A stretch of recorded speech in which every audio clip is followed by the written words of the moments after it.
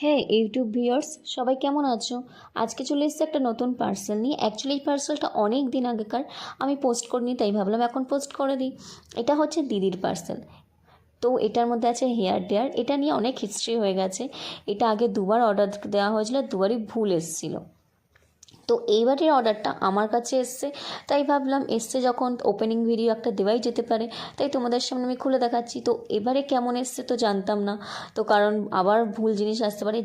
এই জিনিসটাই ভুল এসেছিলো, মুখের সামনেটা। এটা একবার ফাটা বেরিয়েছিল আর একবার দেয়নি। তো এবারে তো ঠিকঠাকই দিয়েছে। এবার আমার দেখার পালা যেটা চলছে কি চলছে না। তো আমি নিজের চুলের মধ্যে একটু মেরে দেখলাম, তো না, তা চলছে এখন পারফেক্টলি। তো দিদিকে এবার দিয়ে দেওয়ার পালা।